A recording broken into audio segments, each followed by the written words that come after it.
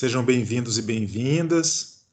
Vamos dando início à nossa aula de processo penal de hoje. Eu espero que vocês tenham podido assistir ao nosso vídeo anterior, da turma da noite, onde nós demos início ali à aula sobre o inquérito policial. Hoje eu quero avançar um pouco mais nessa temática com vocês, fazendo alguns fechamentos da aula anterior e avançando sobre aspectos jurídicos do inquérito. É claro que nós aqui não estudamos o inquérito policial como a polícia estuda, nas academias de polícia, a partir do aspecto investigativo.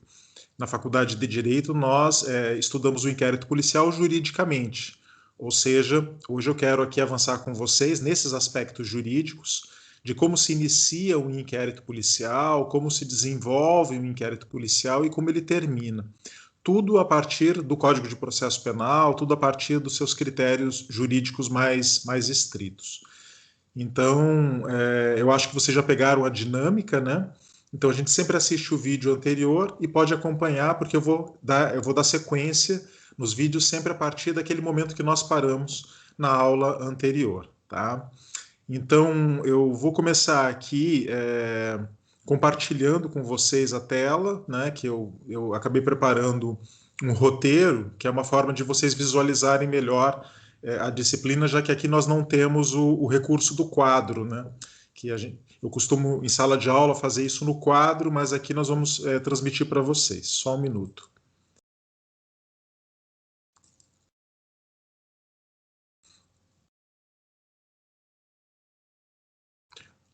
Vocês veem?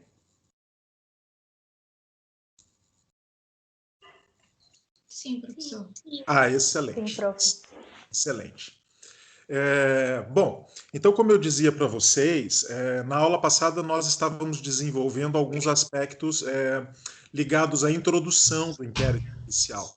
E vocês podem ter observado ali naquele vídeo anterior, no que nós falamos do inquérito policial dentro do esquema da segurança pública, a segurança pública dentro da Constituição de 1988, e naquele momento nós, inclusive, fizemos algumas considerações críticas a respeito de um reducionismo que a Constituição brasileira acaba realizando quanto à política de segurança pública, visto que ela confunde segurança pública com policiamento, né? Tão somente. Não que o policiamento não seja parte da segurança pública, ele é uma parte dela, mas ele não é toda a segurança pública, né? Aí eu acabei passando ali também naquele momento a diferença das polícias, né? Polícia de segurança ou ostensiva, polícia judiciária.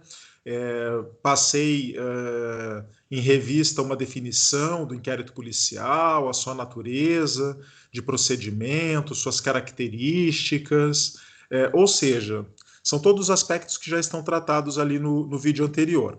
E naquele momento eu ia falar um pouquinho a respeito, ia fazer o fechamento dessa parte mais introdutória, falando a respeito das infrações de menor potencial ofensivo.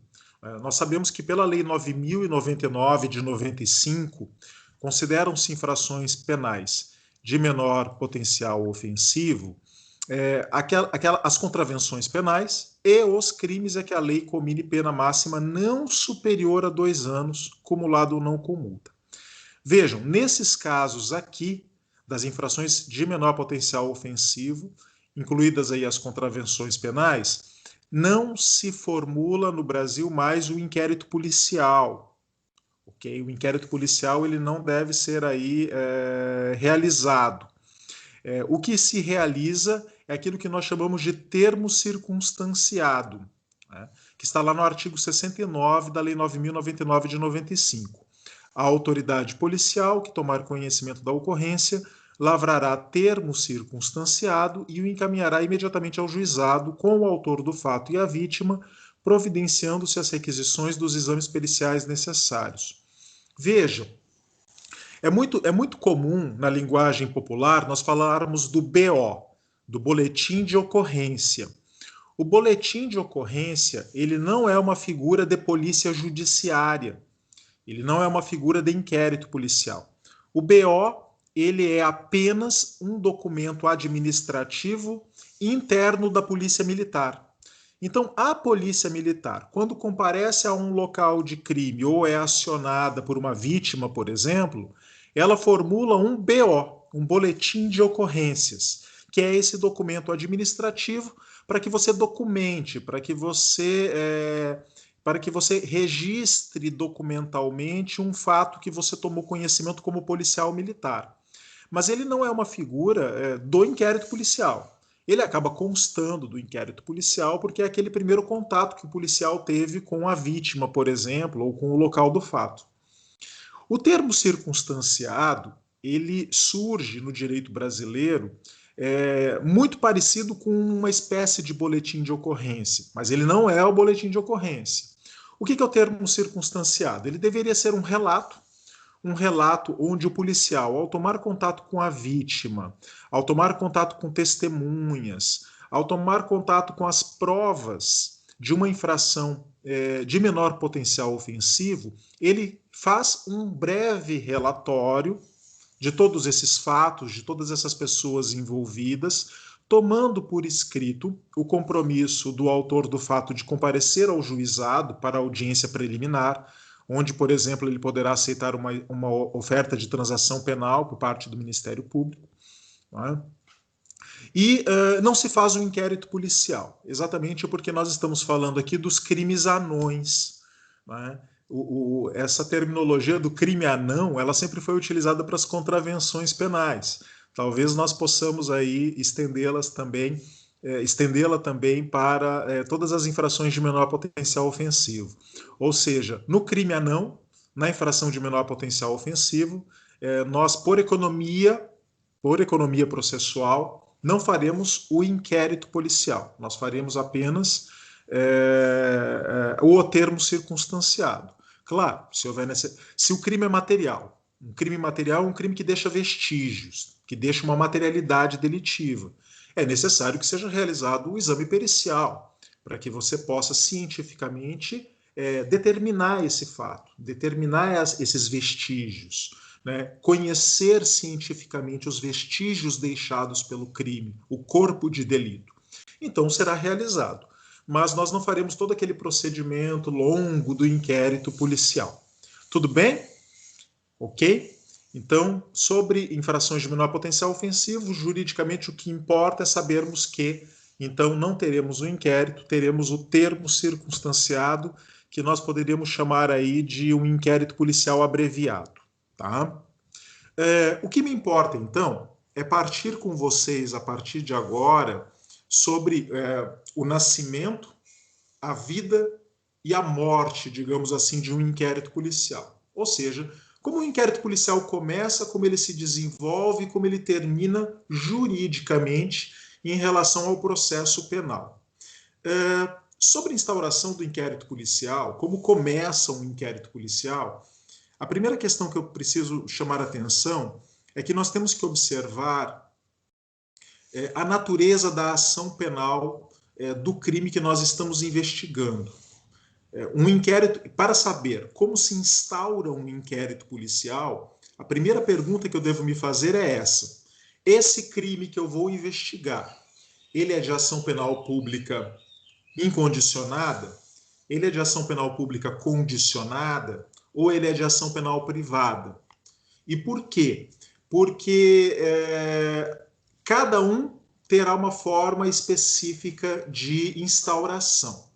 Então vamos começar pela regra geral. Né? A regra geral do nosso Código de Processo Penal é que os crimes, a maior parte dos crimes que está presente no nosso Código Penal e no nosso ordenamento jurídico, são crimes de ação penal pública incondicionada. Como começa um inquérito policial de ação penal pública incondicionada? Está lá no artigo 5º do Código de Processo Penal. A primeira forma é de ofício. Vocês podem acompanhar aí pelo nosso roteiro. De ofício. O que é de ofício? Vejam, vigora no Brasil o princípio da obrigatoriedade da ação penal e da obrigatoriedade da investigação. Então, se o delegado de polícia, que é o presidente dos autos de inquérito policial, ele toma conhecimento de que aconteceu um crime de ação penal pública incondicionada, ele está obrigado por lei a instaurar o inquérito policial ex officio. Ou seja, repito, tomando conhecimento da existência de um crime de ação penal pública incondicionada, o delegado não precisa ser demandado por ninguém. Ele não precisa ser instado por ninguém. Ele precisa automaticamente instaurar o inquérito policial e movimentar a máquina policial, a máquina investigativa, para descobrir a autoria e a materialidade do delito. Nem sempre essas duas questões, que são as mais importantes, elas estão dadas ali desde o início, né? Então, às vezes eu tenho a materialidade. Eu tenho, por exemplo, o cadáver no homicídio, mas eu não sei a autoria, né? Não sei a autoria. Ou, muitas vezes eu tenho a autoria, como, por exemplo, num crime confesso, mas eu não tenho a materialidade, então eu preciso buscar essa materialidade. O sujeito poderia comparecer à delegacia e confessar um delito para o delegado. Acabei de matar uma pessoa, joguei essa pessoa no rio. E então o delegado precisaria comparecer até aquele rio, até aquele lago, para tentar achar esse cadáver. Porque eu tenho uma confissão de um crime de ação penal pública incondicionada. Então, na ação penal pública incondicionada, primeira forma de instauração, ex officio. Tomando conhecimento do fato, instaura-se um inquérito policial. Segunda forma de instauração do inquérito policial na ação penal pública incondicionada, por requisição do juiz ou do Ministério Público, conforme está colocado lá no inciso 2 do artigo 5º. Vejam, essa palavra requisição, ela não pode ser confundida com a palavra requerimento. E por quê? Porque a requisição, ela é sempre vinculativa. Vejam, quando o juiz ou o Ministério Público requisitam a instauração de inquérito policial ao delegado de polícia, o delegado de polícia não pode se desvencilhar dessa função. Ele não pode negar a requisição do juiz ou do Ministério Público. Se ele o fizer, ele estará cometendo um crime de abuso de autoridade ou talvez uma prevaricação, a depender do caso concreto. Portanto, aqui nós temos que saber que requisição do juiz ou requisição do Ministério Público é sempre vinculativa. Olha, essa requisição por parte do juiz, ela é um resquício do sistema inquisitorial. Seria muito bom que o pacote anticrime tivesse revogado a possibilidade do juiz instaurar inquérito policial. Porque todo movimento que nós estamos fazendo no direito brasileiro é de nos afastarmos do sistema inquisitorial, que dá poderes para o juiz produzir provas dentro da ação penal.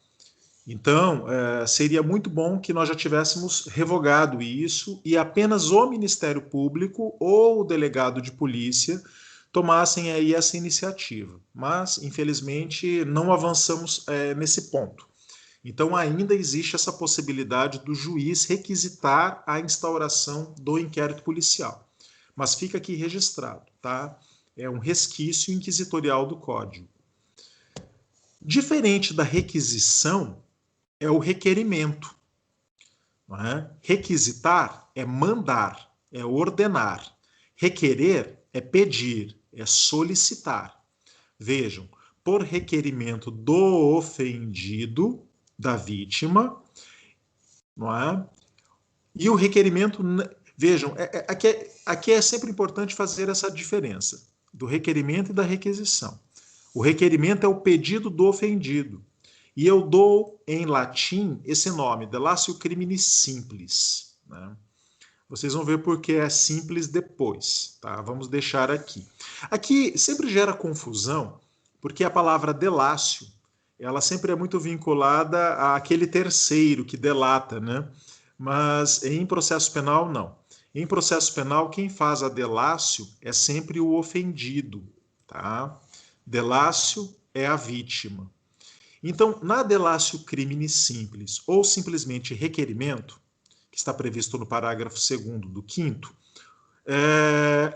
A vítima faz um pedido de instauração de inquérito policial ao delegado de polícia e esse pedido não é vinculativo. O delegado não está obrigado a instaurar o inquérito policial porque uma vítima pediu.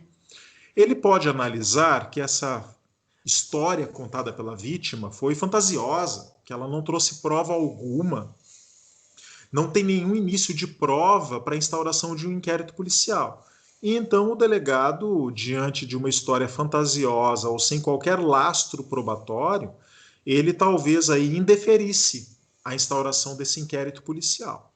Se ele o fizer, cabe recurso? Sim, cabe recurso para o chefe da polícia. E o chefe da polícia é o secretário de Segurança Pública em cada estado da federação, tá? Existe outra forma? Sim, claro. Vocês poderiam pedir aí, vocês poderiam requerer a instauração do inquérito policial não apenas para o delegado, vocês poderiam pedir para o juiz ou poderiam pedir para o Ministério Público. E o juiz e o Ministério Público se convencendo de que há sim provas desse fato para a instauração do inquérito policial, ele requisitaria ao delegado de polícia essa instauração. E aí o delegado não poderia negar. Então nós temos aí essas três saídas. Se o delegado negar a instauração do inquérito policial pelo ofendido, ou vocês podem recorrer ao secretário de Segurança Pública, ou vocês podem fazer o pedido para o juiz ou diretamente para o Ministério Público. Uma terceira forma, aliás, agora já uma quarta forma, né? A quarta forma de instauração do inquérito policial é a famosa notícia criminis, que está prevista no parágrafo 3º do artigo 5º. Pessoal, a notícia criminis, ela é a notícia que é feita por um terceiro, que tomou conhecimento da ocorrência de um fato criminoso. Ou seja, eu não sou a vítima. Quando for a vítima, quando for o ofendido, nós estaremos falando da delatio crimini simples. Quando nós estivermos falando de um terceiro, de uma pessoa que tomou conhecimento do fato, nós estaremos diante da notícia criminis. Então eu estava estava fazendo a minha caminhada aqui no sul da ilha e de repente olhei para o meio de um mato e vi um cadáver. Vi ali os restos mortais de um sujeito, né, provavelmente assassinado. Vejam. E aí eu noticio, ligo para a polícia e digo, acabo de encontrar um cadáver, estou noticiando um crime. A notícia criminis, portanto, ela é sempre feita por terceiro e instaura o inquérito policial, evidentemente. Né? Se há mínimas provas, né, como no caso que eu estou trazendo aqui, onde há o corpo de delito, há um cadáver cravejado de balas, há um cadáver esfaqueado, ou seja, há ali indícios suficientes de que a morte foi produzida por causa violenta, por causa externa, não por causas naturais, ou pelo menos advindas do próprio corpo da vítima. Então, o delegado de polícia ele deve instaurar o inquérito policial por notícia criminis. E, enfim, outra forma clássica de instauração do inquérito policial, que é o auto de prisão em flagrante delito, que está previsto lá no artigo 8º do Código de Processo Penal. O auto de prisão em flagrante delito instaura o inquérito policial automaticamente. Então, repito, de ofício, quando o próprio delegado instaura os autos, por requisição. E aqui, nesse caso, o delegado ele vai instaurar os autos através da portaria. Vejam, o delegado ele expede uma portaria, e a portaria é o ato administrativo pelo qual o delegado instaura o inquérito policial. É um documento muito simples, tá? É um documento onde o delegado diz mais ou menos assim: tendo tomado conhecimento da ocorrência de um fato criminoso em data de hoje, visto que populares encontraram um cadáver em tal localidade, determinam a instauração de um inquérito policial. para a investigação do fato. Determino a realização de tais e tais diligências. Por exemplo, a oitiva da testemunha fulano de tal, o isolamento do local do fato criminoso, determino que o corpo seja levado ao Instituto Geral de Perícias para a realização do exame de necropsia. Ou seja, é um documento simples, onde o delegado instaura o inquérito policial e já começa o processo investigatório. Já começa a dar a direção da investigação, o que deve ser realizado em termos de diligência. Né? Então, repetindo, de ofício através da portaria do delegado, pela requisição do juiz ou do Ministério Público, pelo requerimento do ofendido, da vítima, delatio criminis simples, pela notícia criminis, que é um ato de terceiro, ou pelo auto de prisão em flagrante delito. Nós não vamos entrar nesse tema do flagrante delito ainda, né? Esse é um tópico específico da nossa matéria lá para frente. Mas na sistemática do Código de Processo Penal, a prisão em flagrante delito ela pode ser realizada por qualquer do povo. Qualquer pessoa, eu não indico que vocês saiam por aí prendendo ninguém em flagrante, tá? Mas juridicamente poderiam fazê-lo. Se vocês se deparam com uma situação de flagrância delitiva, vocês estão autorizados a dar voz de prisão em flagrante delito para o infrator. E assim qualquer pessoa. Geralmente, quem o faz é a polícia militar, que é a polícia ostensiva, que é quem tem aí os instrumentais para poder lidar com uma situação como essa. Então, a polícia militar geralmente prende em flagrante delito aquele que está praticando uma infração criminal e o leva, o conduz, essa é a palavra juridicamente aceita. Ele o conduz à delegacia de polícia, fazendo a entrega deste preso em flagrante delito para o delegado de polícia. E o delegado de polícia deve lavrar o auto de prisão em flagrante delito. Então, uma coisa é o flagrante delito empiricamente considerado lá na rua, que é quando se faz a prisão. Outra coisa é o auto de prisão em flagrante, que é a documentação formulada pelo delegado na delegacia quando recebe o preso em flagrante delito. Este auto de prisão em flagrante delito, ele instaura o inquérito policial. Então, são as formas que nós temos para começarmos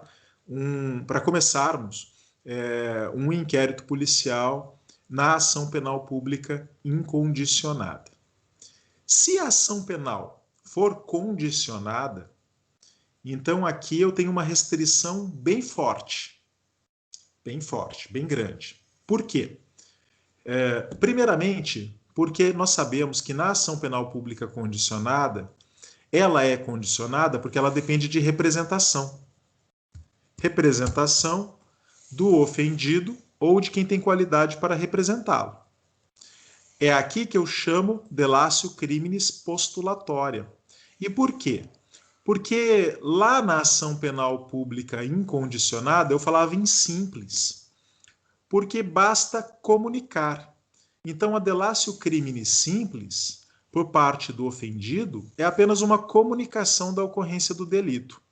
Mas na ação penal pública condicionada, também é a vítima que o faz, também é o ofendido, mas ele postula, ele pede, veja, ele solicita que o autor da infração penal seja punido, que o poder punitivo estatal atue naquele caso concreto. Então, é por isso que, na representação, nós vamos dizer que há uma delatio criminis postulatória, que é condição sine qua non para que o inquérito policial seja instaurado.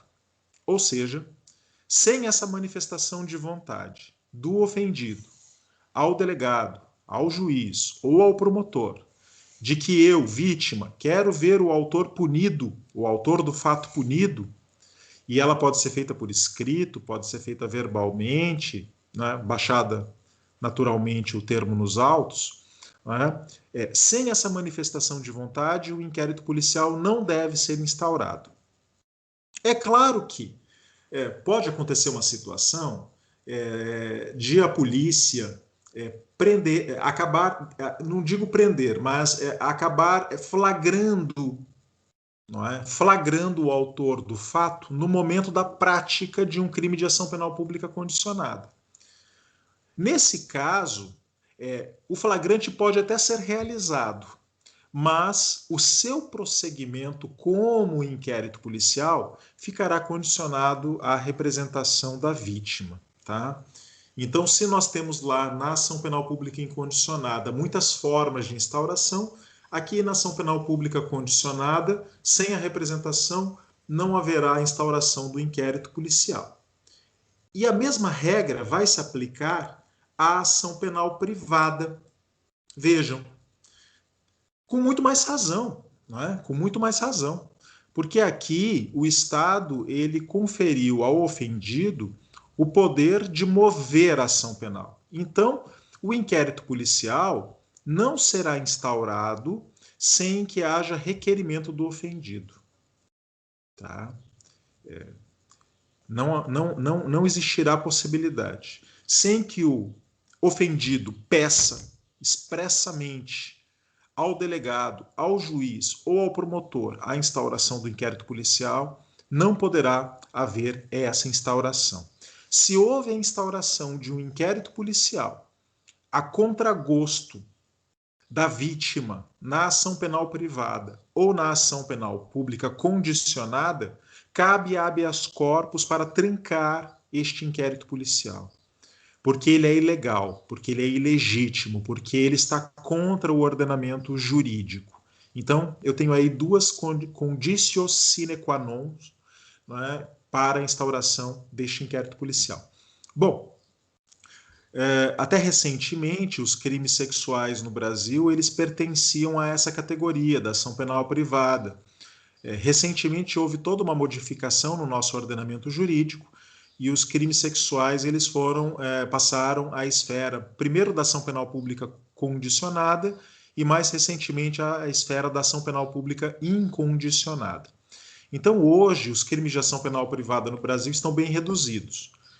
Nós temos lá esbulho possessório, crimes de dano, fraude à execução, violação de direito autoral, induzimento a erro essencial e ocultação de impedimento no casamento, exercício arbitrário das próprias razões, são crimes hoje bem restritos dentro da nossa sistemática, da nossa sistemática penal.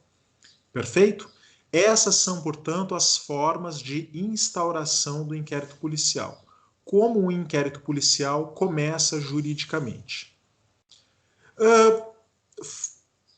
Nos cabe, então, falar agora de como o inquérito policial se desenvolve. Na aula passada, eu deixei muito claro para todos e para todas que nós precisamos fazer uma separação aqui que é muito importante. Uma coisa é a investigação, outra coisa é o inquérito policial. Por investigação, nós entendemos as diligências que são realizadas no inquérito policial com a finalidade de descobrir, de levantar a autoria e a materialidade do fato criminoso. Inquérito policial é o caderno escrito em papel ou digital, pouco importa, que documenta os atos de diligência que já foram realizados no passado. Portanto, o inquérito policial é a documentação, é o documento formal que nos diz que houve uma investigação policial. Então, uma investigação, ela sempre se realiza através de diligências. E as diligências investigatórias, elas têm uma função. A função das diligências é fazer o levantamento de provas. Prova do quê? Prova daquilo que interessa para o oferecimento da denúncia ou da queixa-crime. E o que interessa para o oferecimento da denúncia ou da queixa-crime? O que importa é prova da materialidade e indícios suficientes de autoria. Quando eu falo que é prova da materialidade, então, por exemplo, no crime de homicídio, eu não posso dar início a uma ação penal de homicídio sem que haja prova da materialidade. E como é que eu provo a materialidade de um crime de homicídio? Ou eu provo diretamente, e provar diretamente é ter o cadáver periciado num exame de necropsia, ou indiretamente. O cadáver se perdeu. Não foi possível encontrar o cadáver, mas eu encontrei testemunhas críveis, que testemunharam de forma bastante coerente o assassinato, o homicídio, e que podem testemunhar, né, conferir o seu testemunho em juízo desse fato. Sem isso, eu não tenho como dar início a uma ação penal. Se eu não tenho prova direta da materialidade, o cadáver, se eu não tenho prova indireta da materialidade, as testemunhas que viram o homicídio, eu não posso iniciar uma ação penal. E os indícios suficientes de autoria. Ou seja, eu não preciso ter prova cabal, não preciso ter prova plena da autoria. Eu não preciso, até porque isso é quase que impossível muitas vezes. Eu preciso ter indícios, eu preciso ter direções, eu tenho que ter fatos que me levem a crer que aquele sujeito que está sendo investigado pode ser o autor da infração. Vejam, isso é o que autoriza o Ministério Público a oferecer a denúncia. Portanto, a função de todo inquérito policial é descobrir essas provas que autorizam o Ministério Público a ingressar com ação penal. Então, todas as diligências que serão realizadas no inquérito policial têm essa finalidade. Né? Tem a finalidade de fazer o levantamento das provas de materialidade e dos indícios suficientes de autoria. É muito importante mencionar que, com o pacote anticrime, surgiu no direito processual penal brasileiro a cadeia de custódia, que está lá no artigo 158-A do Código de Processo Penal. Não é? Vejam lá. Por cadeia de custódia, o que se entende? Né? Quando a infração deixar... considera-se cadeia de custódia o conjunto de todos os procedimentos utilizados para manter e documentar a história cronológica do vestígio coletado em locais ou em vítimas de crimes, para rastrear sua posse e manuseio a partir de seu reconhecimento até o seu descarte. Parágrafo 1º. O início da cadeia de custódia dá-se com a preservação do local de crime ou com procedimentos policiais ou periciais nos quais seja detectada a existência de vestígio. E parágrafo 2º, o agente público que reconhecer um elemento como de potencial interesse para a produção da prova pericial ficará responsável por sua preservação. E o parágrafo 3º, ele nos diz o que é um vestígio. Vestígio é todo objeto ou material bruto, visível ou latente, constatado ou recolhido que se relaciona à infração penal. Então, o vestígio não é apenas o cadáver, é o sangue, é o esperma, são os copos quebrados no local do crime, são os instrumentos do crime, ou seja, são todos esses elementos que podem ser encontrados aí e que podem ajudar a reconstruir a cena do crime. Pessoal, eu acho que eu vi aqui alguém comentando, vocês estão vendo, né? O meu roteiro. Estão vendo, não? Agora. Sim, agora eu tirei, né? Mas vocês estavam vendo o roteiro. Ah, perfeito. Hã? No começo a gente estava vendo, daí agora saiu. Então me digam, e agora? Vocês estão vendo? Não. Não? Deixa eu tentar aqui novamente. E agora? Agora sim. Ótimo. Então façam o seguinte: se desaparecer novamente, vocês me avisem, falem, tá? Porque às vezes vocês escrevem ali e eu não consigo pegar. Beleza. Aí vocês falem que eu tento colocar novamente. Eu estou falando de diligências e cadeia de custódia. Então, vejam, eu não vou me aprofundar em cadeia de custódia agora, porque a cadeia de custódia é matéria da prova, da teoria da prova. Eu vou falar disso mais à frente para vocês. Mas, por enquanto, é importante que vocês saibam que cadeia de custódia é a lisura dos procedimentos realizados para que não se percam ou não se desvirtuem os vestígios do crime encontrados. Porque, infelizmente, no Brasil, aqui não é filme norte-americano, né? Que é tudo bonito. Chega lá o FBI, chega a CIA, com toda aquela aparelhagem bonita e consegue fazer todo aquele isolamento do local do crime. É muito comum no Brasil que quando a polícia chega já está todo bagunçado o local do crime. E aí você se perdem os vestígios, né? A prova é toda remexida.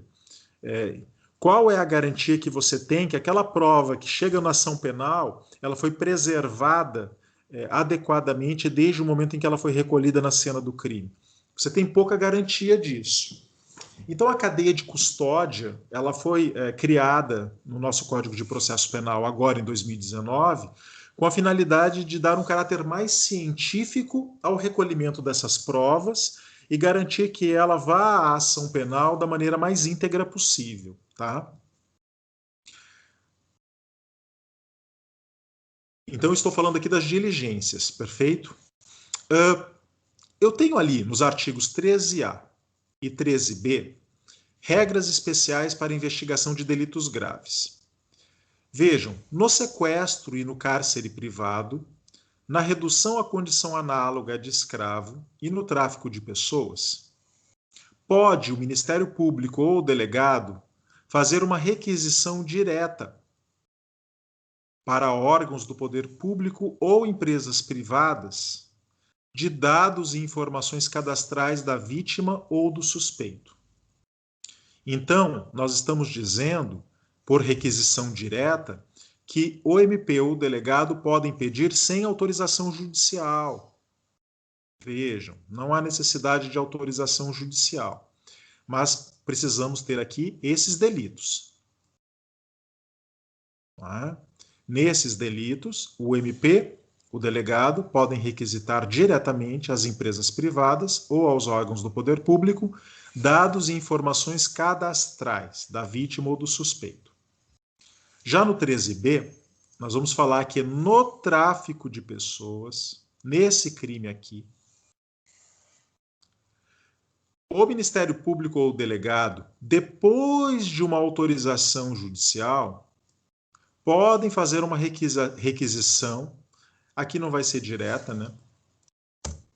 Uma requisição às empresas de telecomunicação ou telemática para rastreamento de sinais que permitam localizar a vítima ou suspeito do delito. Seria uma forma, por exemplo, de tentar localizar a vítima através do seu sinal de celular. Tá? Nesse caso do 13B, o Código de Processo Penal exige a autorização judicial. É diferente do 13A. Então, a regra é que no 13A não há autorização judicial, não há necessidade. No 13B, há necessidade de autorização judicial. São regras que existem apenas para a investigação desses delitos graves. Outra regra especial que o Código nos traz é quando houver o desaparecimento de crianças e adolescentes. O parágrafo 2º do artigo 208 do ECA nos diz assim: a investigação do desaparecimento de crianças ou adolescentes será realizada imediatamente.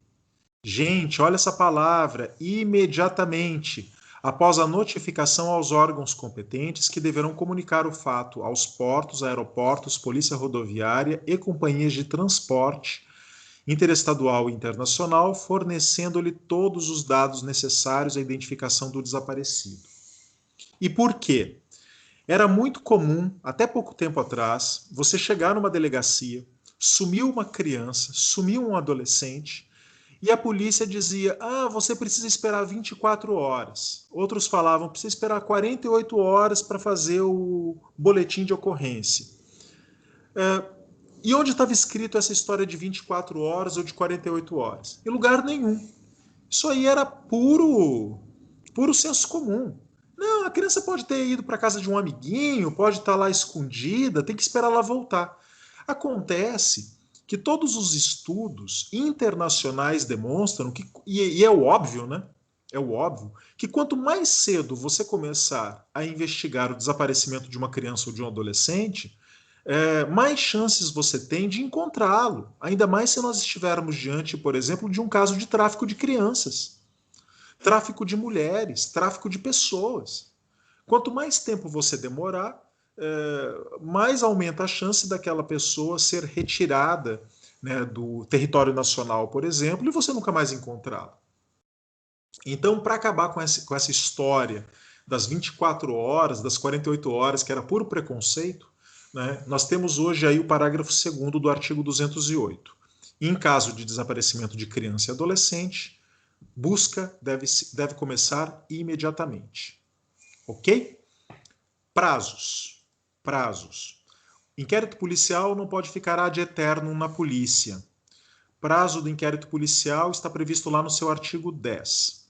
Se o investigado estiver solto, o inquérito policial tem o prazo de 30 dias para terminar, para ser concluído. Se o investigado estiver preso, o prazo previsto na legislação era de 10 dias. E por que eu estou falando era de 10 dias? Porque aqui nós temos uma maldadezinha que foi inserida pelo pacote anticrime. Vejam só, a dilação do prazo.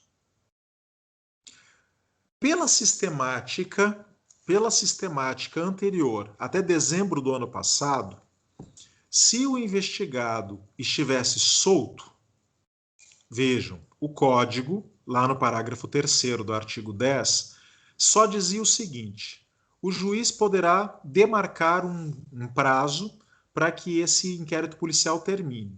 Então, o juiz ele concedia mais 60 dias, mais 90 dias, mais 3 meses, para que o inquérito policial fosse concluído.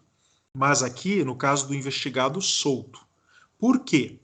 Porque o entendimento jurisprudencial e doutrinário brasileiro era consolidado no sentido de que, se o investigado estiver preso, não poderia prorrogar o prazo do inquérito policial, e isso está lá no artigo 16 do Código de Processo Penal, não poderia prorrogar o prazo do inquérito policial sem soltar o preso, ou seja, sem que a prisão fosse relaxada. Mas aí veio o pacote anticrime e disse o seguinte: no caso do investigado preso, o juiz pode prorrogar o inquérito policial por mais 15 dias, sem que o preso tenha sua prisão relaxada. Então, o que fez o pacote anticrime? No final das contas, ele ampliou para 25 dias o prazo do inquérito policial. 10 mais 15. O que vai acontecer agora na prática? Acontecerá que o sujeito foi preso por 10 dias. Quando chega nos 10 dias, o delegado pede a prorrogação para o juiz concede mais 15 dias, chegando a 25 dias. No final dos 25 dias, se o inquérito policial não estiver concluído, a prisão deverá ser imediatamente relaxada. Então percebam vocês que aqui houve uma diminuição de direitos fundamentais do acusado. Né? Antes ele ficava preso apenas 10 dias, até dezembro do ano passado, se o inquérito policial não findasse. Agora ele pode ficar preso por 25 dias. 10 mais 15 por prorrogação. Entenderam? Tranquilo? Agora, portanto, nós continuamos tendo a velha regra, não é?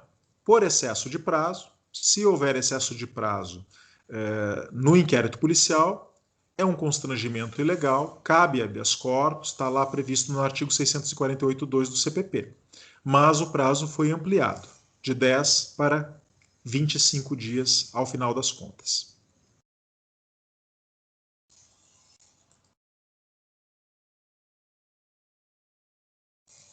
Tudo bem, pessoal? Passei aqui para ver se vocês estão acompanhando. Perfeito? Legal. Vamos voltar lá para a nossa tela.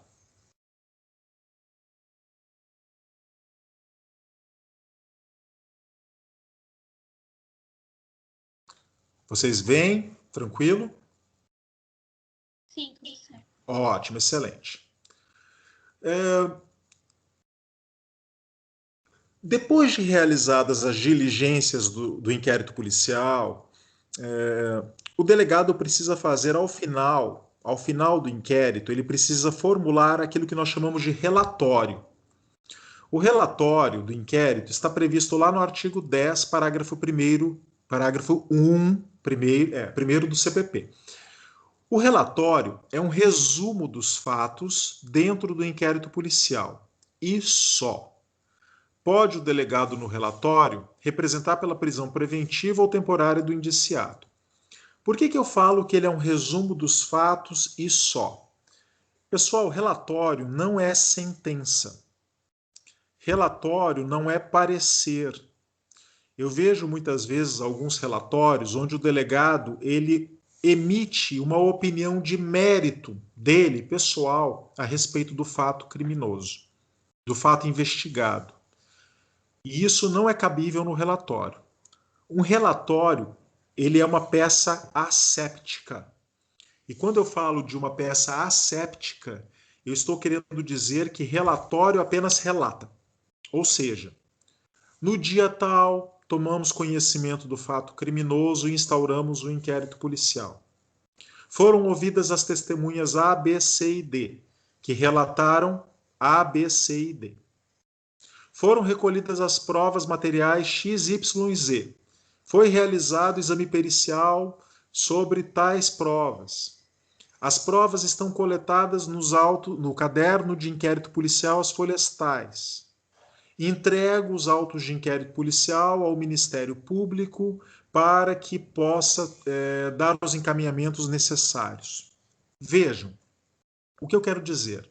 O relatório ele precisa ser uma peça não emocionada, não emotiva, uma peça asséptica, no sentido de que ele apenas relata o que aconteceu durante o inquérito policial, sem dar opiniões. Sem dar opiniões.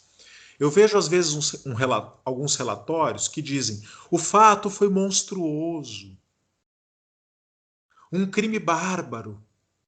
Nada disso é cabível dentro do relatório do delegado, porque isso não é relatório, isso é peça de retórica. Utilizar esse tipo de linguajar num relatório, esse tipo de linguajar não deve ser utilizado nem pelo Ministério Público, nem pelo juiz, quanto mais pelo delegado. Porque aí nós estaríamos entrando num sensacionalismo, nós estaríamos transformando os autos de inquérito policial numa peça retórica e não numa peça técnica, como ela deve ser, se nós admitíssemos esse tipo de linguajar. Relatório é para relatar o que aconteceu. E relatar o que aconteceu é descrever pormenorizadamente a história do inquérito policial, sem opinar sobre o fato criminoso. Uma vez que nós instauramos o inquérito policial, fizemos as diligências, levantamos as provas de autoria e de materialidade e relatamos o inquérito policial, ele estaria pronto para ser remetido ao Ministério Público. Mas, antes de remeter ao Ministério Público, nós temos aqui algumas figuras interessantes que podem acontecer durante o inquérito. Por exemplo, o indiciamento.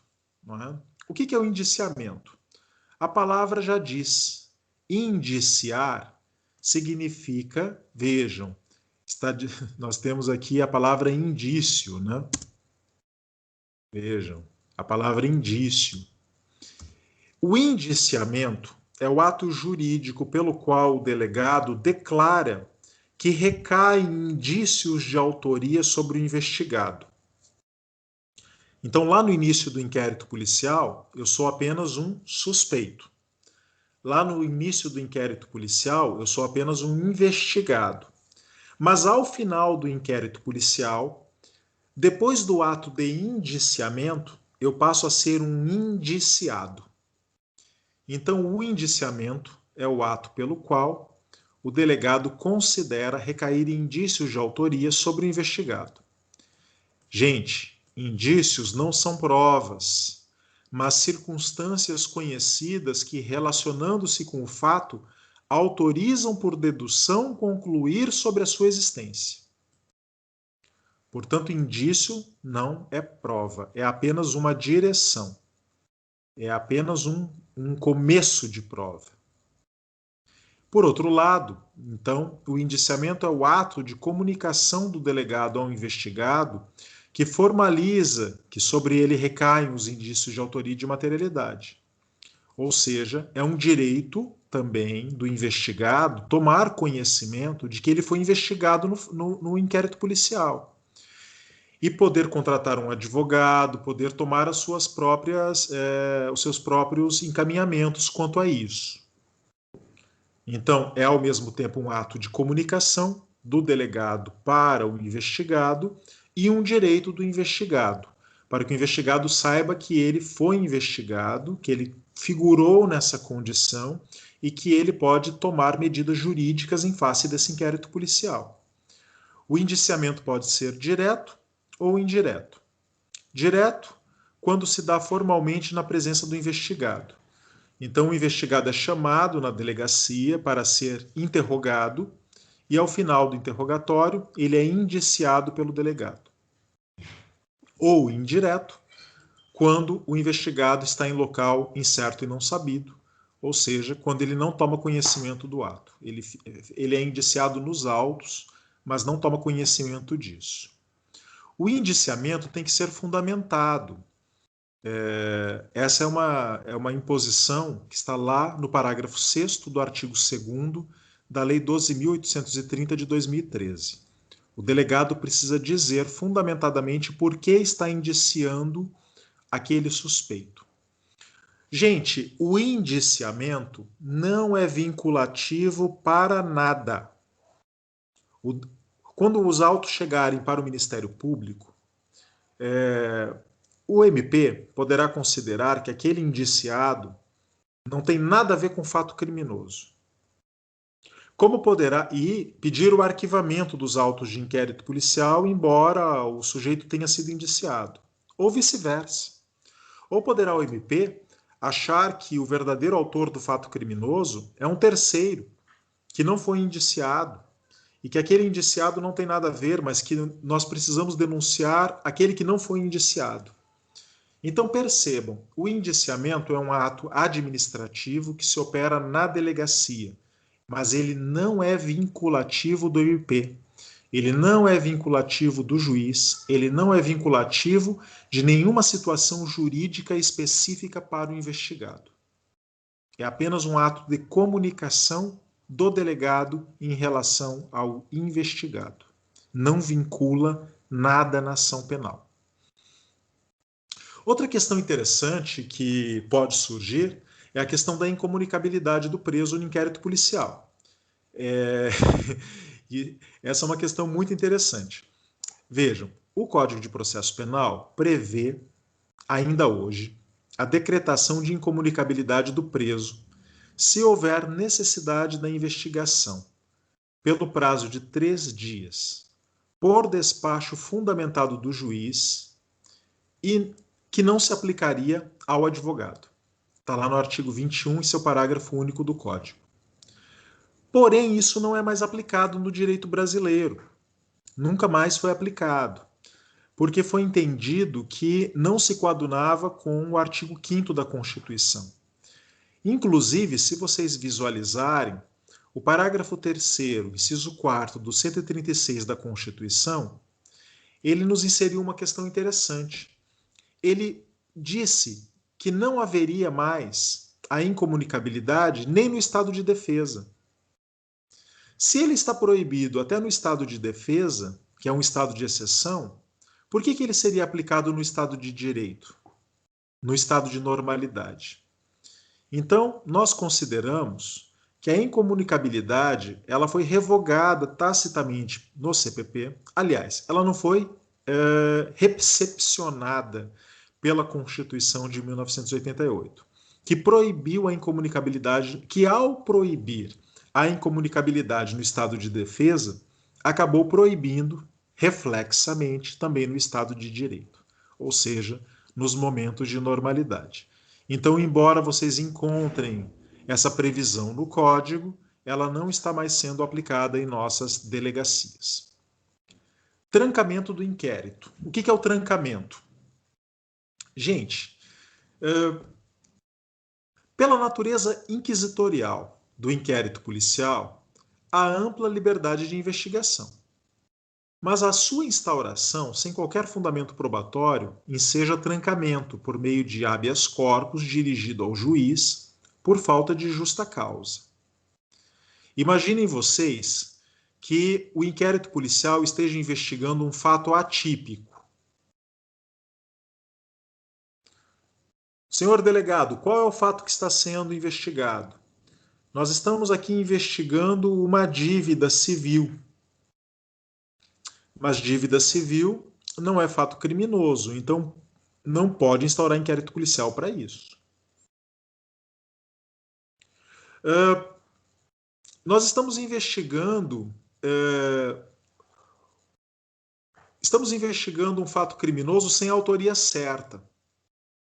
Ou estamos investigando um fato com extinção da punibilidade. Eu tenho aqui 3 situações muito diferentes. Na primeira situação, se o fato investigado é atípico, o inquérito policial não tem legitimidade. E ele pode ser trancado por habeas corpus. Se não há autoria determinada ainda, o inquérito policial pode tramitar. Porque a função do inquérito policial é exatamente descobrir a autoria. Vejam. Na terceira possibilidade, eu estou investigando um fato certo, mas cuja extinção da punibilidade já teria acontecido. E aí o inquérito policial não poderia tramitar. Eu quero chamar a atenção porque o trancamento, vocês verão na prática de vocês, todos os dias, os advogados e as advogadas impetrarem habeas corpus para trancar inquéritos policiais. Isso acontece todos os dias a centenas no Brasil.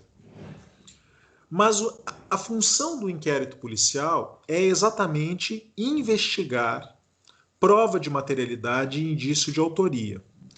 Então aqui há uma delicadeza, há uma sutileza. Eu não posso trancar o inquérito policial por qualquer motivo. Eu preciso trancar o inquérito policial por um motivo muito forte. Se a autoria ainda não está determinada, para mim, não cabe trancamento do inquérito, porque a função do inquérito é exatamente tentar descobrir a autoria. Se ainda não estão completas as provas da materialidade, não cabe trancar o inquérito policial, porque a função do inquérito policial é fazer o levantamento dessas provas de materialidade. Então eu percebo, na minha prática profissional, que o trancamento ele deve ser restrito a situações teratológicas. Por exemplo, aqui eu trouxe aqui para vocês do fato atípico, ou aquela situação que eu trouxe do crime com extinção da punibilidade. Vejam, seriam situações onde não cabe simplesmente investigar. Mas quando apenas estivermos diante de uma ausência probatória, claro, cada caso concreto tem que ser estudado, né? Não dá para falar aí fora do caso concreto, mas a função do inquérito policial é investigar as provas. Ele só existe porque as provas ainda não estão completas. Se as provas estivessem completas nas mãos do Ministério Público, não precisaria instaurar inquérito policial. O MP poderia ofertar denúncia diretamente com essas provas, sem a instauração do IP. Então, se o IP está sendo instaurado, é porque há necessidade de uma investigação. Se há necessidade de uma investigação, é porque as provas ainda não estão completas. Portanto, não autoriza o trancamento do inquérito policial qualquer falta de provas, porque a falta de prova é o objeto do inquérito. Perfeito? Como termina um inquérito policial? Como termina? Essa é a questão que nós vamos falar agora. Meus caros, nós vimos então como começamos um inquérito, como ele se desenvolve, e agora nós vamos falar do ponto talvez mais delicado do inquérito. Qual é o fim do inquérito policial? Como ele termina? Qual é o encaminhamento que será dado a esse inquérito policial uma vez concluído? Eu faço uma separação para fins didáticos. O inquérito policial, ele pode ser conclusivo ou ele pode ser inconclusivo. Eu digo que um inquérito é conclusivo, ele concluiu alguma coisa, quando ou ele descobriu o fato criminoso, ou ele não descobriu o fato criminoso. Aliás, ou ele descobriu que aquele fato criminoso não existe, por exemplo. Então, na primeira hipótese, haveria uma denúncia. Na segunda hipótese, haveria um arquivamento. Repito, concluímos pela existência do crime. Se concluímos pela existência do crime, denúncia. Ou concluímos pela inexistência do crime. Se inexiste o crime, arquivamento. Ou o inquérito, ele pode ser inconclusivo. Ele é inconcluso, ele não concluiu nada, ainda pelo menos, então nós teremos ou diligências ou arquivamento. Vejam, ele ainda não concluiu pela autoria do fato criminoso. Aliás, perdão, ele ainda não concluiu pela autoria do fato criminoso. Então, o Ministério Público pode solicitar diligências. Para quê? Para tentar descobrir essa autoria. O inquérito policial ainda não, no inquérito policial, o delegado ainda não determinou a realização da perícia final toxicológica para a averiguação do princípio ativo da substância que foi encontrada e que aparenta ser maconha ou que aparenta ser cocaína. Então, esse laudo pericial ainda precisa ser realizado. Então, deve ser realizada uma diligência. Qual diligência? Enviar o material apreendido para o IGP, para que seja realizado sobre esse material apreendido o devido exame toxicológico para averiguação da presença do tetrahidrocannabinol, no caso da maconha, ou do princípio ativo da cocaína, não é? A benzoilmetilecognina, na cocaína ou no crack, vejam. Então, diligências. Se o inquérito ainda não concluiu alguma coisa, eu levo a diligências. Ou esse inquérito ele pode ser inconcluído porque não foi possível determinar a prova da autoria e da materialidade. Se eu não conseguir descobrir a prova da autoria e da materialidade, então aí eu estaria diante do arquivamento. Seria aquela situação onde eu tenho o cadáver, mas feitas todas as diligências possíveis e imagináveis, não foi possível chegar ao autor da infração. Houve crime? Houve. Mas vai denunciar quem por ele? Não tem quem denunciar. Então, o inquérito policial será arquivado. Ah, professor, e esse inquérito policial, depois de arquivado, poderá ser reaberto se surgirem novas provas? Claro, claro. Desde que não tenha passado o período prescricional, ele poderá ser reaberto, sim. Né? Passaram-se lá 5 anos e, de repente, surge uma testemunha dizendo: olha, eu sei quem foi o autor da infração penal. O delegado pode reabrir essa investigação, porque ainda não passou o prazo prescricional, e continua o inquérito policial. Ou o contrário, né? ou o contrário.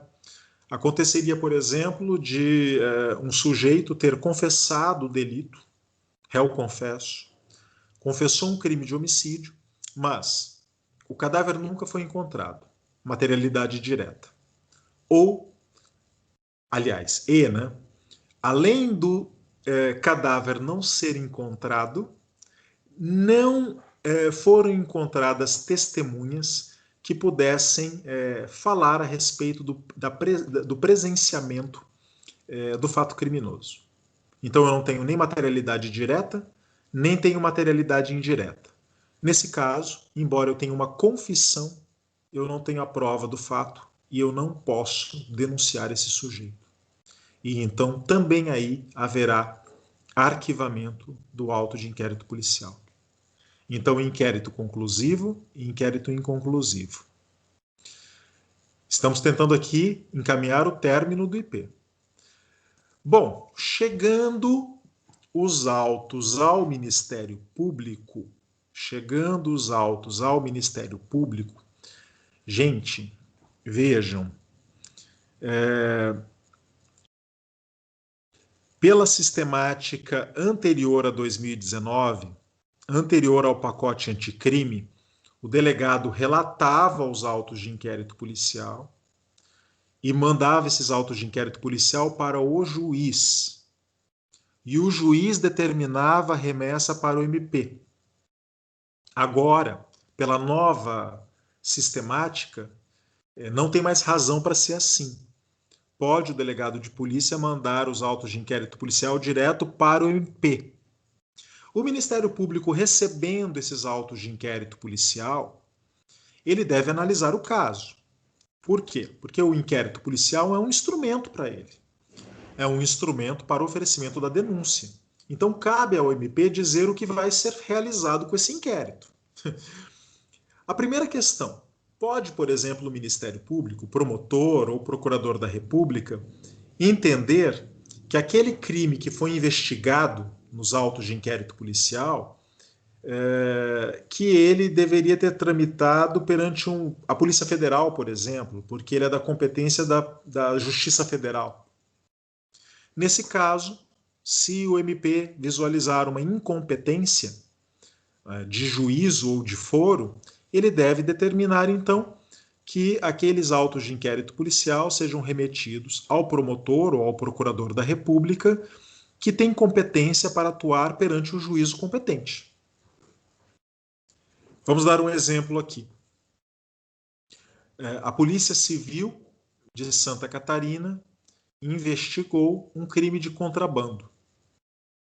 Mas contrabando é um crime da competência da Justiça Federal. Então, quem tem atribuição para investigar crime de contrabando não é a Polícia Civil, é a Polícia Federal. Mas mesmo assim, acabou tramitando um inquérito policial na Polícia Civil. Chegando esses autos ao promotor de justiça, o promotor ele determina então que os autos sejam remetidos ao procurador da República, que é o agente do Ministério Público que atua perante a Justiça Federal. Remeta-se os autos. Aí, ou vice-versa, ou tramitando na Polícia Federal autos que visavam investigar crime de estelionato contra uma pessoa jurídica da União, por exemplo, um ente da União. Ao final, o procurador da República visualiza que o crime ali não era de estelionato, por exemplo, contra a instituição financeira. Vamos pegar aqui um exemplo, que é o crime lá da Lei 7492, de 1986, estelionato contra o sistema financeiro nacional, que é da competência da Justiça Federal. Entende o procurador da República que era um estelionato simples e determina a remessa dos autos para o promotor de justiça, que é quem tem competência para denunciar por estelionato simples. Portanto, estaríamos aí diante de uma questão de incompetência e remessa dos autos para o Ministério Público competente. Outra coisa que pode fazer o Ministério Público é avaliar, vejam vocês, avaliar que Trata-se de crime de ação penal pública condicionada ou de ação penal privada. Pode acontecer uma situação como essa? Pode. Nós falamos aqui que no crime de ação penal pública condicionada e no crime de ação penal privada, que esses autos de inquérito policial não podem ser instaurados sem a representação ou a solicitação da vítima. Mas imaginem que, no início do inquérito policial, acreditou-se que se tratava de um crime de ação penal pública, incondicionada, e o inquérito foi instaurado. Mas com o andar das investigações, o Ministério Público teve condições de entender que aquilo não era um crime de ação penal pública incondicionada, era um crime de ação penal privada, ou era um crime de ação penal pública condicionada. Vamos aqui dar um exemplo.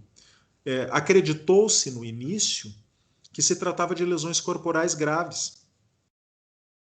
E ao final, depois de toda a perícia realizada, descobriu-se que era apenas uma lesão corporal simples, que demanda representação.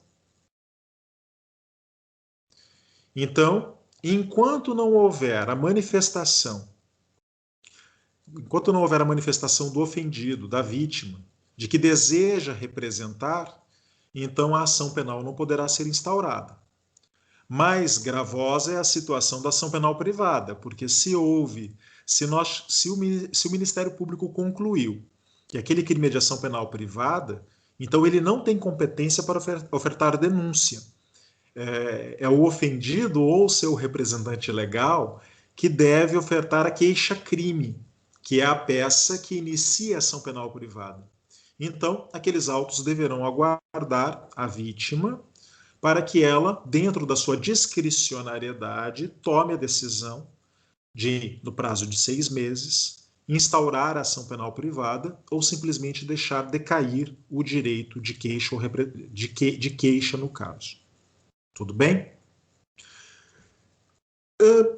Se os autos estiverem perfeitos, no sentido de que conseguiram recolher as provas de autoria e de materialidade, o crime não está prescrito, trata-se de fato típico, veja, então o Ministério Público deverá oferecer a denúncia. Tá? O fato é típico, não está prescrito. Não há causa impeditiva para o oferecimento da denúncia, como seria a representação ou como a incompetência no caso da ação penal privada. As provas estão íntegras, então o Ministério Público deve ofertar a denúncia, princípio da obrigatoriedade. E deverá fazê-lo, vejam lá, no prazo de 5 dias para réu preso ou de 15 dias para réu solto, para investigado solto. Não é? Esse prazo de 5 dias, vejam, ele é fatal. E por que ele é fatal? Porque nós mencionamos agora há pouco que o excesso de prazo para o réu preso sempre leva à impetração de um habeas corpus, por excesso de prazo, por constrangimento ilegal. Portanto, o réu está preso. Ele estava preso pelo prazo de 10 dias. Houve um pedido de prorrogação do prazo por mais 15 dias, subindo ali o prazo do inquérito policial para 25 dias. Ao terminar 25 dias, o delegado de polícia remeteu os autos para o Ministério Público e o Ministério Público, a partir dessa remessa, a partir do recebimento desses autos de inquérito policial, tem 5 dias para ofertar a denúncia. Se ele o fizer no 6º dia, há constrangimento ilegal. E aquele preso, aquele investigado, deverá ser colocado em liberdade imediatamente. Sua prisão deverá ser relaxada. Se ele estiver solto, esses 15 dias não são fatais. Embora o Código de Processo Penal preveja que 15 dias para solto, poderá o MP ofertar com 20 dias, com 30 dias, com 40 dias, com 60 dias, e não haverá qualquer consequência. O tempo está passando e correndo a prescrição. Mas enquanto não houver a prescrição, o Ministério Público poderá ofertar a denúncia. Por último, quero mencionar aqui que, se houver excesso de prazo no oferecimento da denúncia, tá, haverá a possibilidade de a própria vítima ingressar com ação penal privada subsidiária da pública. Qual é o momento que autoriza o início da ação penal privada subsidiária da pública? O fim do prazo de 15 dias, quando o réu estiver solto, né? Passaram-se 15 dias, o Ministério Público não ofereceu denúncia, eu, vítima, na ação penal pública incondicionada, posso ingressar com a ação penal privada subsidiária da pública, que está prevista constitucionalmente. Vejam, ela é prevista como um direito fundamental da vítima, do ofendido, e poderá ser ingressada então. Quero lembrá-los e lembrá-las que na sistemática do juiz das garantias, os autos do inquérito policial acompanharão a denúncia, mas os autos do procedimento perante o juiz das garantias não acompanhará a denúncia. Meus caros, vocês viram no vídeo anterior que o juiz das garantias está suspenso por ato do Supremo Tribunal Federal, que julgará a sua constitucionalidade ou inconstitucionalidade. Portanto, isso aqui ainda está pendente de julgamento no Supremo Tribunal Federal. Se o juiz das garantias for julgado constitucional, essa regra estará valendo. Se o juiz das garantias for julgado inconstitucional, ela deixará de ter aí qualquer tipo de função, né? Porque simplesmente não haverá autos do procedimento perante o juiz das garantias. Tudo bem? Poderá também o Ministério Público, vejam, primeiramente, remeter ao juízo competente, aguardar a queixa ou representação, oferecer a denúncia ou solicitar o arquivamento do inquérito policial. Nós já demos essa dica aqui quando falamos do inquérito conclusivo ou inconclusivo. Conclui que não há crime. Conclui que não há crime. Ou não conclui pela autoria. Ou não conclui pela materialidade. Então, é caso de arquivamento, porque eu não posso ingressar com uma ação penal. Então, o Ministério Público, neste caso, entendeu que não há base para o oferecimento da denúncia e requer o arquivamento dos autos. Vejam a súmula 524 do Supremo. Arquivado o inquérito policial por despacho do juiz, a requerimento do promotor, não pode ação penal ser iniciada sem novas provas. Tem que ter prova nova, tem que ter surgimento de novas provas, para evitar aí a arbitrariedade de uma pessoa, de um membro do MP, ou de um delegado que, lá pelas tantas, resolvesse reabrir um inquérito policial sem novas provas. Vejam, também aqui existe uma nova sistemática.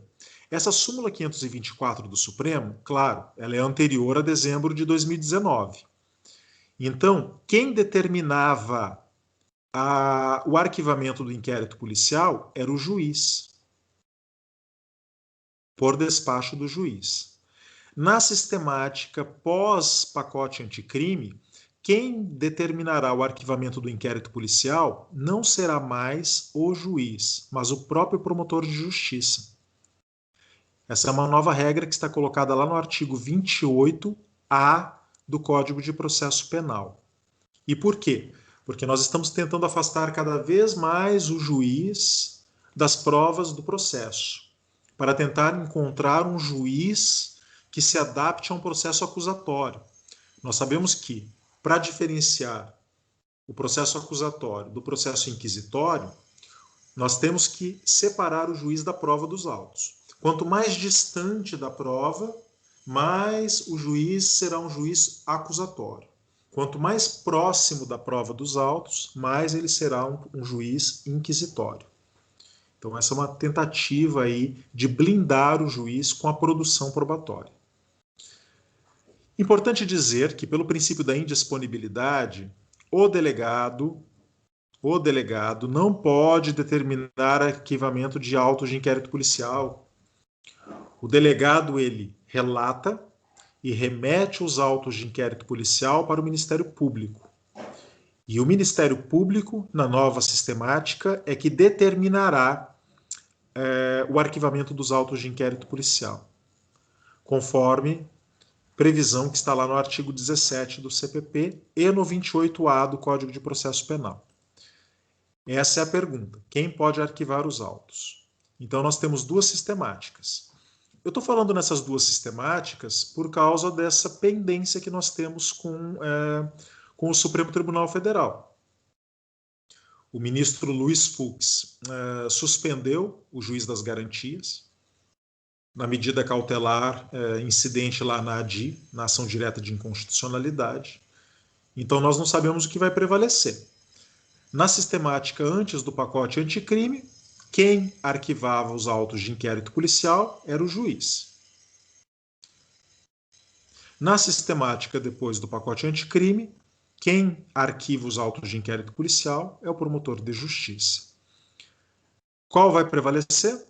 Vai depender da decisão do Supremo Tribunal Federal no julgamento dessa ação direta de inconstitucionalidade. Ou pode, finalmente, e isso já falamos bastante, pode o MP solicitar diligências. O que é uma diligência? Complementação de uma prova? Claro. O artigo 16 do Código de Processo Penal, ele diz que o MP não pode solicitar diligências salvo quando elas forem imprescindíveis para a investigação. Ou seja, ele diz que pode. Ele diz que pode. Mas pode desde que o réu esteja solto. Gente, eu estou voltando muito a isso. Eu estou sendo até repetitivo, mas é porque isso é importante. O prazo do inquérito policial em caso de investigado preso é de 10 dias. Pode prorrogar por mais 15 dias? Pode. Mas uma vez que terminou esse prazo de 25 dias, se o Ministério Público pedir novas diligências, novas investigações, essas investigações só podem ser realizadas desde que o investigado seja solto, desde que a prisão seja relaxada. Eu não posso eternizar o inquérito policial com o réu, com o investigado preso. Não posso. Eu preciso colocá-lo em liberdade.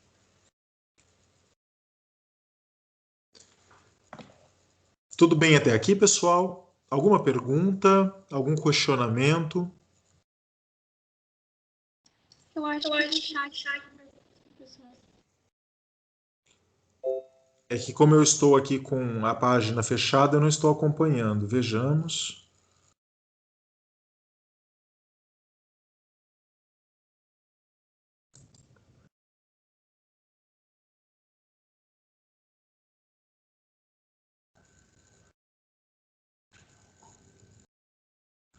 Professor, pode o MP oferecer denúncia ou se manifestar pelo arquivamento antes do fim do IP?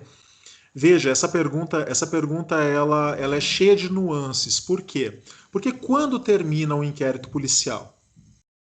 Nós dizemos que o inquérito policial ele tem o início, tem o meio e tem o seu fim. Então ele terminaria, teoricamente, com um relatório. Com o relatório do delegado. Esse seria o fim natural do inquérito policial. Mas, imaginem que antes do relatório, os autos foram ao Ministério Público. E o Ministério Público falou, peraí, esse caso aqui está prescrito. Então não pode continuar a investigação. Então o MP determinaria o arquivamento dos autos de inquérito policial antes do relatório. Ou, esse fato que está sendo investigado é atípico. Então o inquérito policial terminaria seria arquivado antes do seu fim. Então a pergunta que foi feita aqui pela Gabriela, ela é positiva. Pode o MP oferecer denúncia ou se manifestar pelo arquivamento antes do fim do IP? Pode. Pode. O delegado, por exemplo, acabou o prazo do inquérito policial, os autos foram ao Ministério Público pedindo mais prazo. O delegado falou, olha, eu preciso de mais prazo para investigar. O promotor de justiça avaliou que não, que todas as provas já estavam presentes. Olha, tem prova de autoria e tem prova de materialidade, não precisa fazer mais nenhuma diligência. Oferece a denúncia. Oferece a denúncia. Então a pergunta é positiva, a resposta é positiva. Sim, pode oferecer denúncia e pode manifestar pelo arquivamento antes do fim do IP, sim. Professor, a revisão ministerial foi alterada. O que você quis dizer com revisão ministerial, Thales?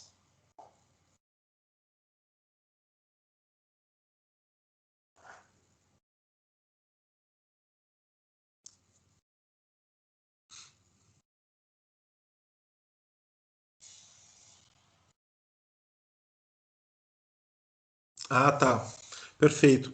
Pelo contrário, Thales, agora ela foi reforçada, tá? Se você der uma olhadinha lá no artigo 28A do Código de Processo Penal, agora esse recurso, inclusive, ele está previsto no próprio CPP.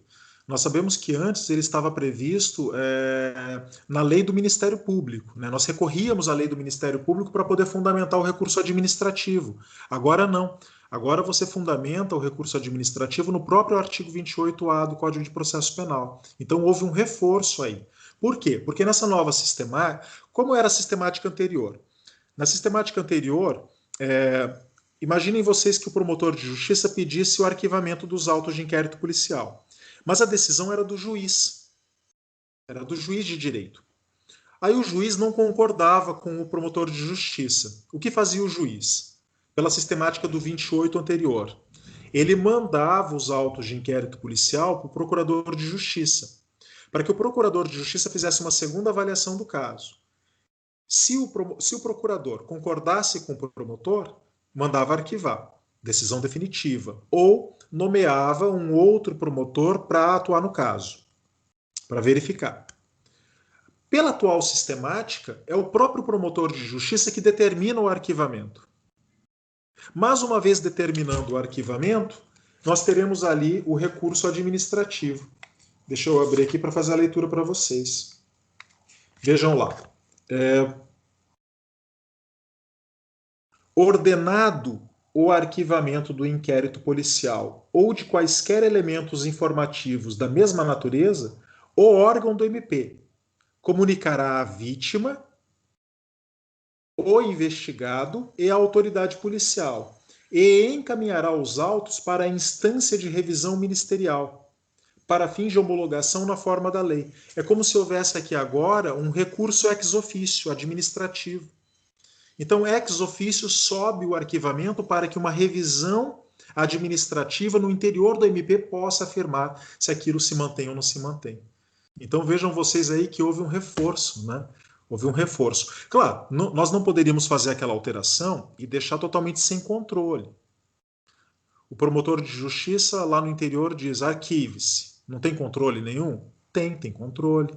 Tem controle. É por isso, inclusive, que eu faço, inclusive, a notificação da vítima. Se a vítima quiser recorrer, ela pode recorrer, ela pode dizer não concordo, né?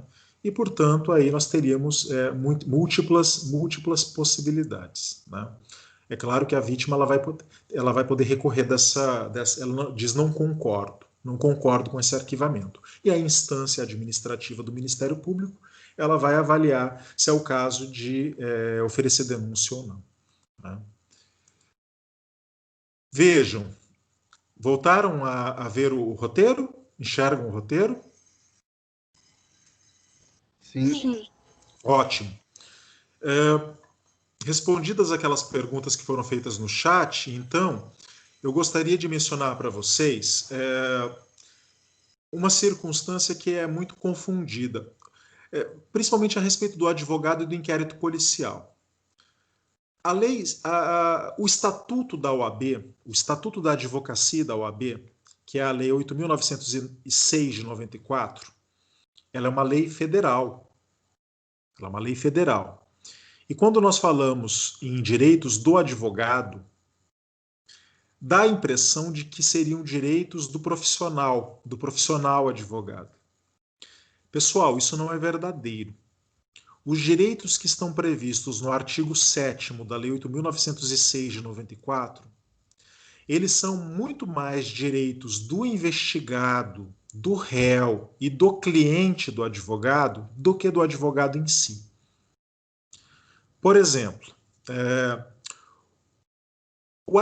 dá-se ao advogado, lá no artigo 7º, o direito de visita ao seu cliente em instituições penitenciárias a qualquer momento do dia e da noite.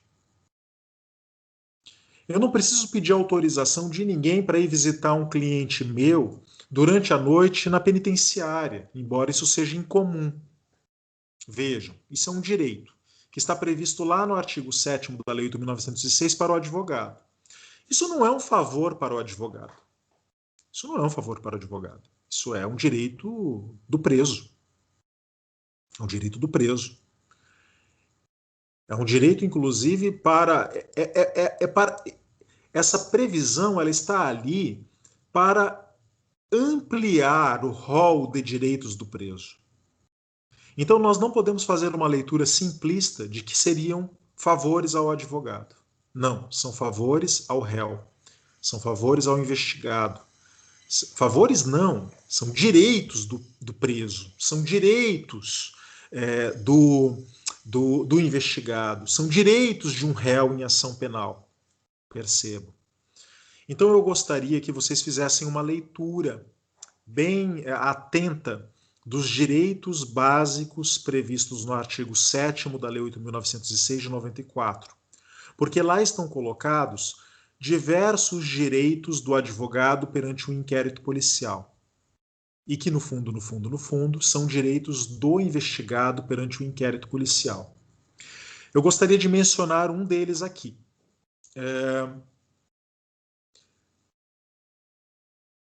Imaginem vocês um sujeito que tenha sido preso em flagrante delito. Ele é conduzido à delegacia de polícia. Na delegacia de polícia, o delegado precisa realizar o auto de prisão em flagrante delito. E um dos encaminhamentos do auto de prisão em flagrante delito é o interrogatório do conduzido, é o interrogatório do preso. Pela Lei 8.906, vejam vocês, se este conduzido, se esse preso em flagrante delito quiser ser interrogado sem a presença de um advogado, poderá acontecer esse interrogatório? Poderá. Mas se ele disser que só quer ser interrogado com a presença do advogado, o delegado de polícia não pode obrigá-lo a esse interrogatório sem a presença do profissional, sem a presença do profissional da advocacia. Se houver a manifestação de que ele queria ser ouvido com a presença de um advogado, mas ele foi ouvido sem a presença do advogado, esse interrogatório, esse auto de prisão em flagrante será nulo. Nulo. Ele terá um vício. E um vício, inclusive, que pode macular a própria prisão em flagrante delito, levando aí a um constrangimento ilegal e a um habeas corpus por ilegalidade formal no auto de prisão em flagrante delito. Mas aí existe uma questão de vontade. Só haverá essa nulidade se o interrogado manifestar a vontade de que quer a presença do advogado. Se ele não manifestar a vontade de ter um advogado, então aí ele poderá ser sim interrogado. Essa disposição do artigo 7º da Lei 8.906 gerou um debate no Brasil se a presença do advogado, que agora seria obrigatória, se ela estaria transformando a natureza do inquérito policial de um procedimento administrativo inquisitorial num procedimento administrativo, num processo administrativo, com ampla defesa e contraditório. Vejam, eu quero deixar muito claro para vocês aqui. A presença obrigatória do advogado no inquérito policial é quando o investigado, é quando o preso solicitar. Se ele solicita, torna-se obrigatório. se ele não solicita, não é obrigatória a presença do advogado. Primeira questão. Segunda questão.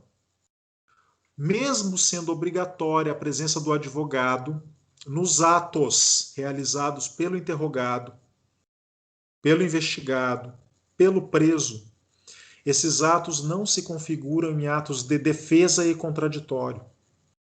Não há momentos oportunos no inquérito policial para que o investigado, para que o preso conteste aquilo que foi produzido em termos de prova contra ele, prova de culpabilidade que foi produzida contra ele pela delegacia de polícia.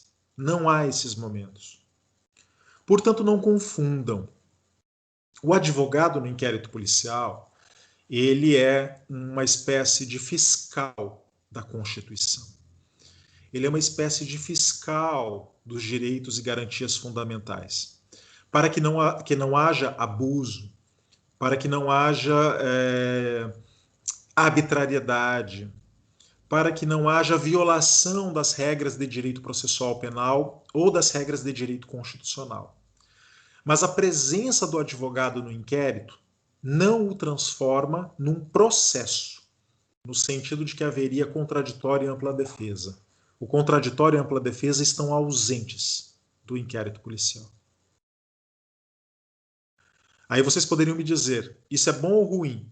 Isso é um modelo, é o modelo brasileiro.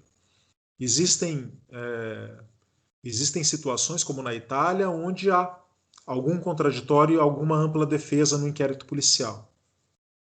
São modelos. O nosso modelo, ele é o modelo do inquérito, né, inquisitorial, e da ação penal, essa sim com jurisdição, essa sim com contraditório, essa sim com ampla defesa.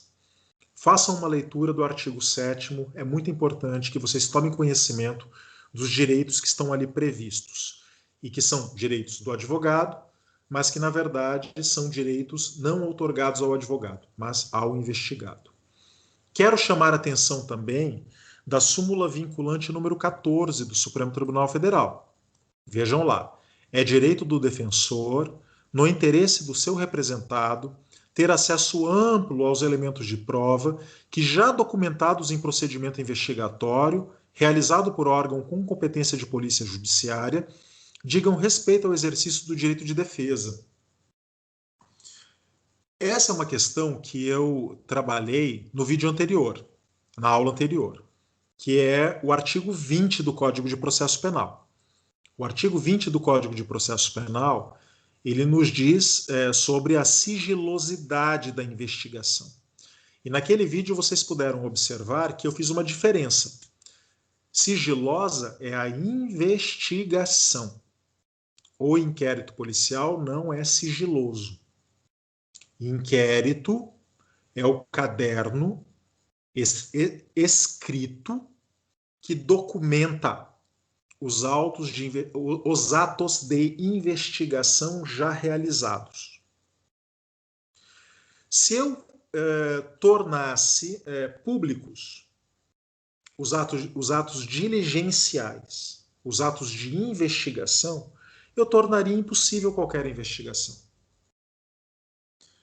Então, a investigação, ela é sempre sigilosa. Aliás, o sigilo é a alma de toda investigação. Mas uma vez que uma diligência foi realizada, uma busca e apreensão, um laudo pericial, a oitiva de uma testemunha, o recolhimento de uma prova, tudo isso precisa ser imediatamente documentado, baixado a termo, e esse termo anexado nos autos de inquérito policial.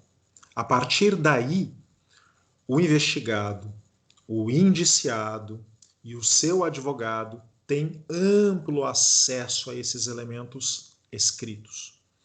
O advogado não pode querer obrigar o delegado a lhe revelar qual é a próxima diligência que será realizada, qual é o próximo ato de investigação. Ele simplesmente não tem esse direito. Mas uma vez que está nos autos de inquérito policial, uma vez que já foi realizado, E uma vez que já foi documentado nos autos de inquérito policial, esse inquérito não pode ser sonegado ao advogado, não pode ser sonegado ao indiciado, não pode ser sonegado ao investigado. Isso já estava no artigo 7º da Lei 8.906 de 94. Mas de tão desrespeitado que foi criada recentemente a súmula vinculante número 14 do Supremo Tribunal Federal, para dizer o que já estava dito na lei. Para dizer o que já estava dito na lei.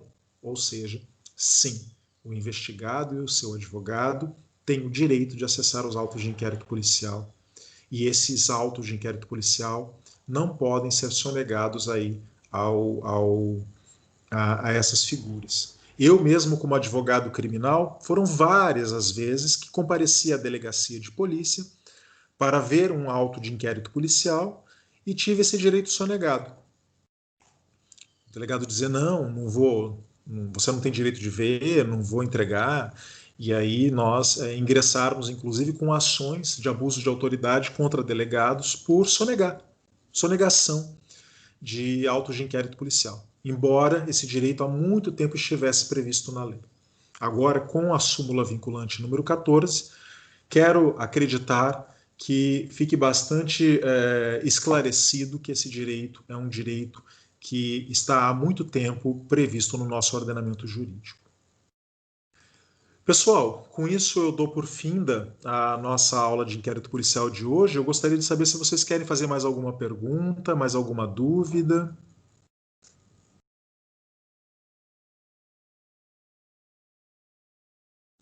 Perfeito, eu vejo ali no chat que nós esgotamos, né, as perguntas que haviam sido realizadas. Então, com isso, eu dou por finalizada a nossa aula de hoje. Bom almoço para vocês e até a próxima oportunidade. Obrigada, professora. Obrigada, Eu professor. é quem agradeço. Valeu, gente. Abraço para vocês.